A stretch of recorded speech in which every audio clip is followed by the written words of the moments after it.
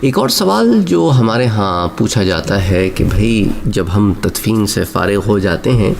تو سورہ بقرہ کی تلاوت کیوں کی جاتی ہے؟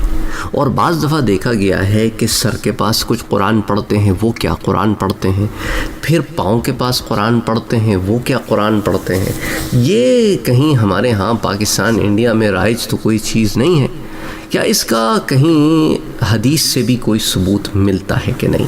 تو آئیے آج آپ کو احادیث مبارکہ کے ذخائر میں سے کچھ حدیثیں بتاتا ہوں،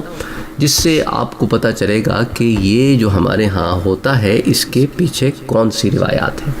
پہلی روایت حضرت عبداللہ ابن عمر رضی اللہ تعالی عنہ سے مروی ہے۔ وہ روایت کرتے ہیں کہ سمعت النبی صلی اللہ علیہ وآلہ وسلم یقول، وہ کہتے ہیں کہ میں نے حضور صلی اللہ علیہ وآلہ وسلم کو سنا کہ آپ فرما رہے ہیں،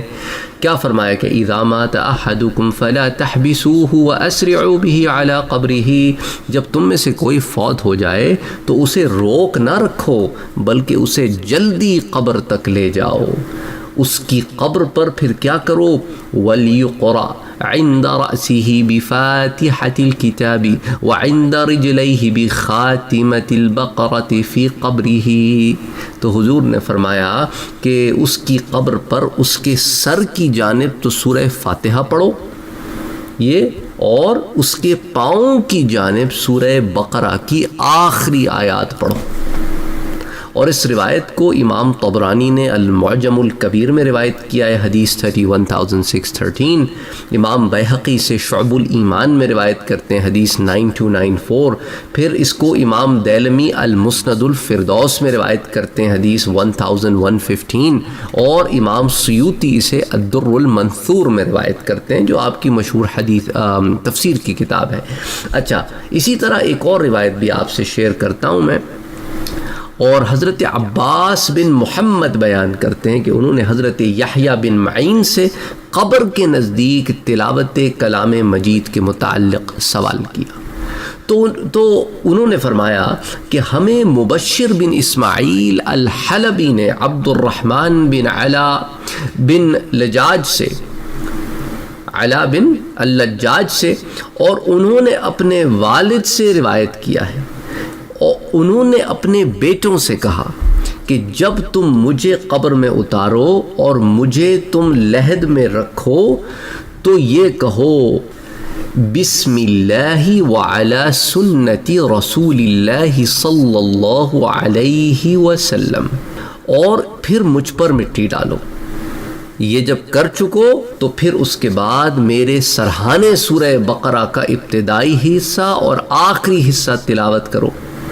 کیونکہ میں نے صحابی رسول حضرت عبداللہ ابن عمر رضی اللہ تعالی عنہ کو دیکھا کہ وہ اس عمل کو مستحب جانتے تھے۔ تو اس لیے آپ نے بعض دفعہ یہ دیکھا ہوگا کہ لوگ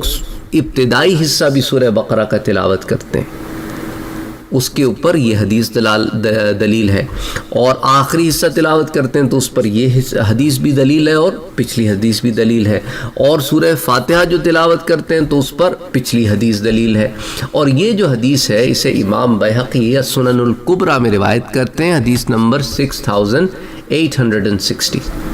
تو ان احادیث مبارکہ کی روشنی میں ہمیں یہ بات سمجھ میں آ گئی کہ یہ جو ہمارے ہاں ہوتا ہے اس کے پیچھے کون سی احادیث مبارکہ ہیں، حضور کا قول بھی ہے،